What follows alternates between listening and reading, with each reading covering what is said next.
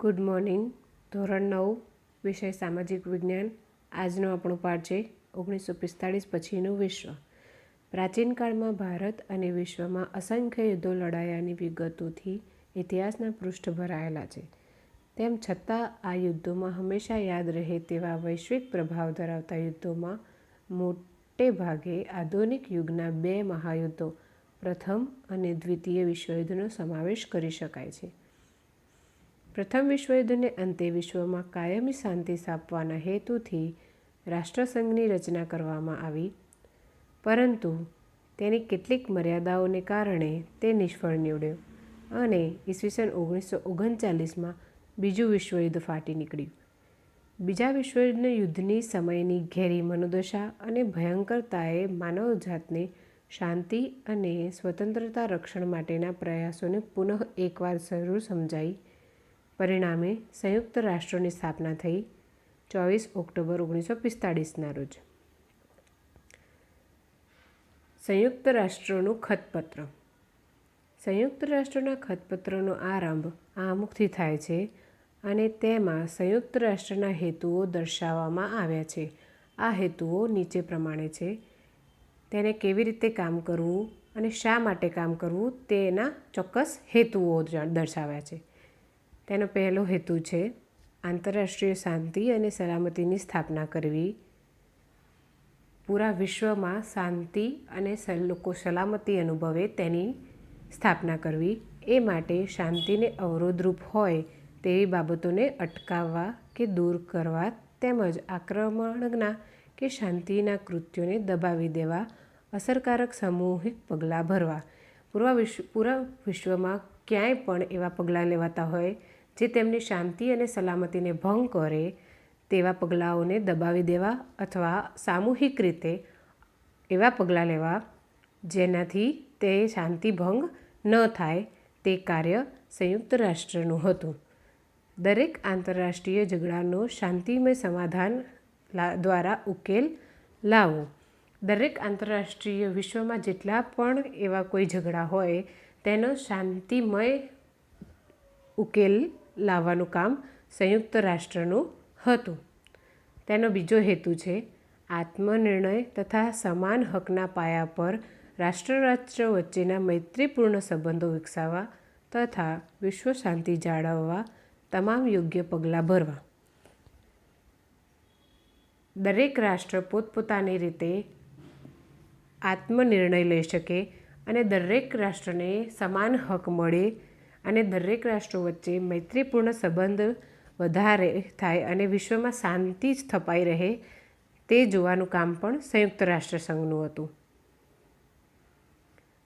ત્રીજો હેતુ છે આર્થિક, સામાજિક, સાંસ્કૃતિક કે માનવતાવાદી સમસ્યાઓનું નિરાકરણ લાવવામાં આંતરરાષ્ટ્રીય સહયોગ પ્રાપ્ત કરવો તથા જાતિ, ભાષા, લિંગ કે ધર્મના ભેદભાવ વિના તમામ વ્યક્તિઓ માટેની મૂળભૂત સ્વતંત્રતાઓ કે માનવ અધિકારો પ્રત્યે આદરભાવ ઉત્પન્ન કરવો.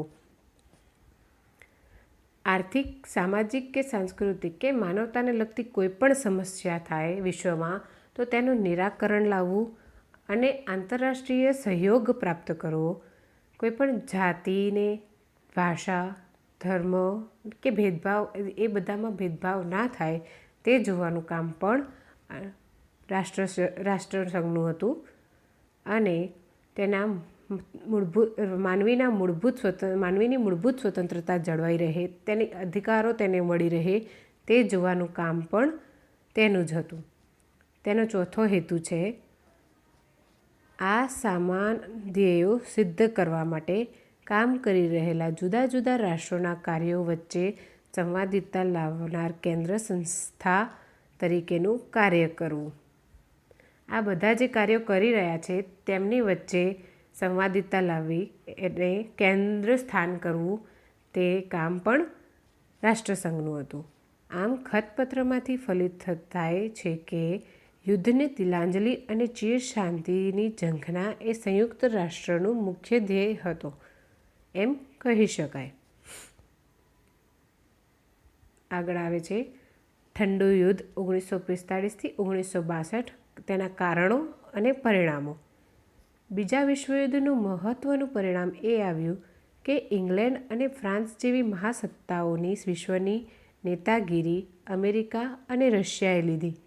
યુદ્ધમાં ઇંગ્લેન્ડ, ફ્રાન્સ, રશિયા, અમેરિકા એક સાથે રહ્યા, પરંતુ યુદ્ધ પૂરું થયા પછી રશિયાની શાસન પદ્ધતિની વિચારસરણી ભિન્ન હોવાને કારણે, એટલે કે રશિયા અલગ વિચારતું હતું, તેના કારણે અમેરિકા અને ઇંગ્લેન્ડ રશિયાથી અલગ પડ્યા. યુદ્ધ પછીના સમયમાં આ બંને મહાસત્તાઓ વિશ્વ રાજકારણમાં કેન્દ્ર સત્તાએ હતી, એટલે કે બંને મહાસત્તાઓ જે હતી એ કેન્દ્ર સ્થાને રહી. વિશ્વમાં પોતાનું વર્ચસ્વ વધારવાના સક્રિય પ્રયાસો કર્યા. આ ગાળા દરમિયાન વિશ્વ બે સત્તા જૂથો અને લશ્કરી જૂથોમાં વહેંચાઈ ગયું. સત્તાના બે ધ્રુવો પડ્યા. કયા બે ધ્રુવો? તો એક સત્તા જૂથો અને એક લશ્કરી જૂથો. એમાં એક મહાસત્તા હતી અમેરિકા અને બીજી મહાસત્તા હતી રશિયા. તે બે ધ્રુવો પડ્યા. એમાં કેન્દ્રીયકરણ થયું, એટલે આ સમયગાળાને દ્વિધ્રુવી વિશ્વ વ્યવસ્થા ગાળા તરીકે ઓળખવામાં આવે છે. વિશ્વયુદ્ધ પછી આ બે મહાસત્તાઓ વચ્ચેના સંબંધો સુમેળભર્યા ન રહ્યા. બંને જૂથ વચ્ચે અસંતોષનું વાતાવરણ સર્જાયું. સત્તા માટે ખેંચતાણ અને અત્યંત તંગ પરિસ્થિતિનું નિર્માણ થવાને કારણે આ તબક્કાને ઠંડા યુદ્ધના તબક્કા તરીકે ઓળખવામાં આવ્યા. એનો મતલબ એમ થયો કે તે મહાસત્તાઓ પોતાનું વર્ચસ્વ સ્થાપવા માટે કરતી હતી. એકબીજા સાથે યુદ્ધ ન કરતી, પણ પોતાનું વર્ચસ્વ બતાવતી. બીજા વિશ્વયુદ્ધ પછી વિશ્વના મુખ્ય શક્તિશાળી રાષ્ટ્રો વચ્ચે સત્તા સંબંધોમાં પરિવર્તન થયા.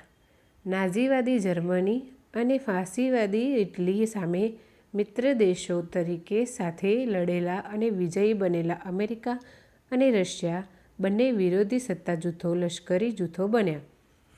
બંને શક્તિશાળી રાષ્ટ્રો બન્યા અને તેમની વચ્ચે ઠંડુ યુદ્ધ શરૂ થયું.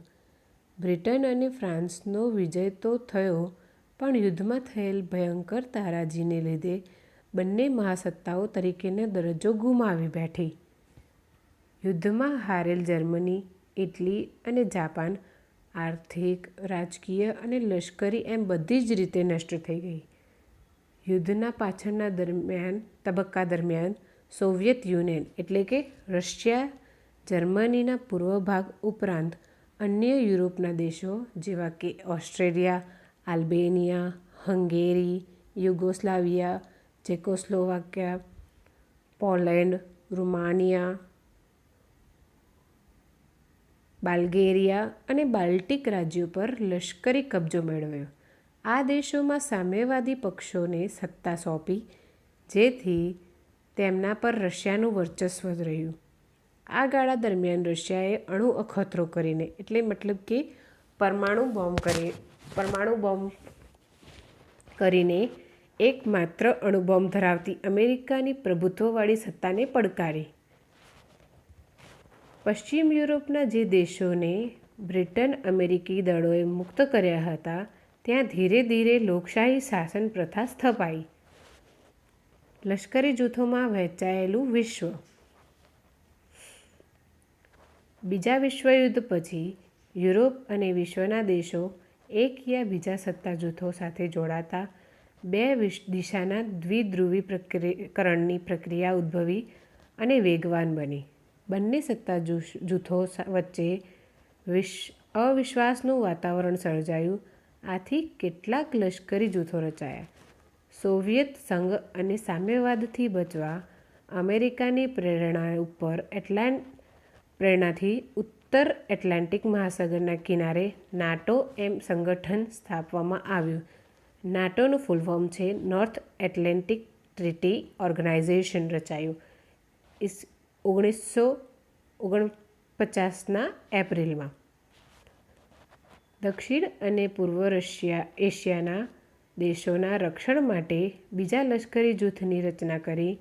આ જૂથ સિયાટો, એનું ફૂલ ફોર્મ છે South East Asia Treaty Organization તરીકે ઓળખાયું. તેની રચના ઈસવીસન 1945માં થઈ. આ સંગઠનની સામે રશિયાએ વર્ષો કરાર નામે સૈનિક સંગઠનની રચના કરી. આ સંગઠનના આલ્બેનિયા, બલ્ગેરિયા, ચેકોસ્લોવાકિયા, પૂર્વ જર્મની, હંગેરી, પોલેન્ડ, રૂમાનિયા અને રશિયા સભ્યો હતા. મધ્ય પૂર્વના દેશોમાં ઇંગ્લેન્ડની પ્રેરણાથી સેન્ટો એટલે કે Central East North Treaty Organization Baghdad કરાર નામે એક જૂથ રચાયું. પરંતુ ઇરાકમાં ક્રાંતિ થતાં તે જૂથથી અલગ થયું. પાછળથી આ જૂથની નેતાગીરી અમેરિકાએ લીધી હતી.